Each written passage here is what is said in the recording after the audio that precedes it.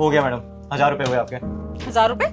1000 रुपए किस बात के? 2 तारीख तो जोड़े हैं तुमने। हाँ तो मैडम 2 तार जोड़ना कोई आसान काम थोड़ी है, और अगर आपको इतना छोटा काम लग रहा है तो खुद ही कर लिया होता, आपने मुझे क्यों बुलाया? क्योंकि ये काम तुम्हारा है इसलिए तुम्हें बुलाया है। देखिए मैडम, इसलिए तो बोल रहा हूँ, खतरे का काम है, इसमें एक गलती का मतलब ना इंसान अपनी जान से हाथ धो बैठेगा, इसलिए बोल रहा हूँ 1000 रुपए। अरे वैसे तो 2000 रुपए हुए, आपसे कम ले रहा हूँ और ऊपर से आप और कम कर रही हैं। हाँ ठीक है, तूने काम किया है, मान लिया मैंने, तो 1000 रुपए क्यों मांग रहा है? 600-700 रुपए ले ले। मैडम देखने में तो आप काफी अमीर लग रही हैं, लेकिन बात ऐसे कर रही हैं जैसे मंडी में खड़े होकर के भाव कर रही हैं आप। मैडम देखिए 1000 रुपए हुए हैं, चुपचाप 1000 रुपए दीजिए, मुझे और भी जगह जाना है काम करने के लिए। अरे तो भैया मैं भी तो यही बोल रही हूँ, कम पैसे ले लो थोड़े। 1000 रुपए तो बहुत ज्यादा मांग रहे हो। देखिए बहसबाजी मत करिए, मुझे 1000 रुपए दीजिए, और भी जगह जाना है मुझे काम करने के लिए।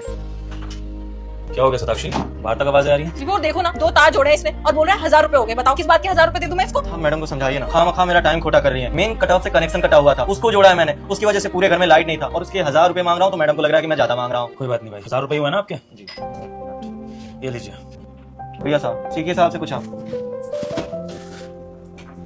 विभोर क्या है ये? मैं डील कर रही थी ना, इतने पैसे क्यों दे दिए तुमने उसे? साक्षी तुम भी ना।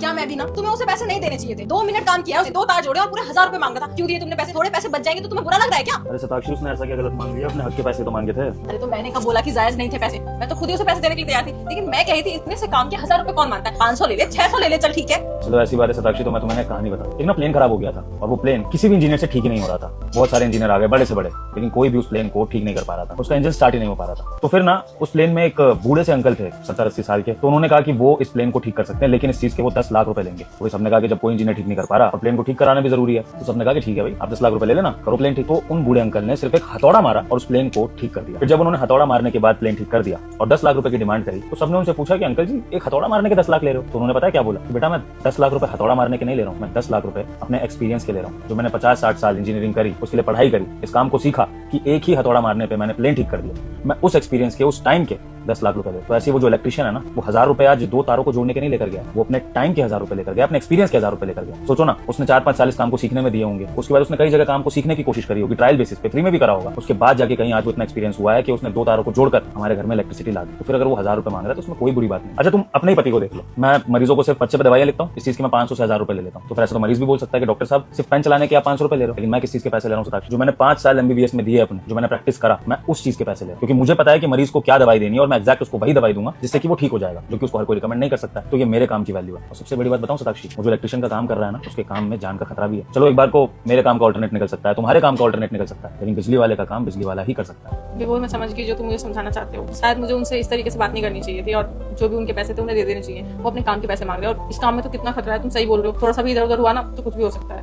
आगे से मैं ध्यान रखूंगी और ऐसे लोगों से तो बिल्कुल भी मोल भाव नहीं करूंगी। तुम फ्रेश हो, मैं चाय बनाती हूँ। ठीक है।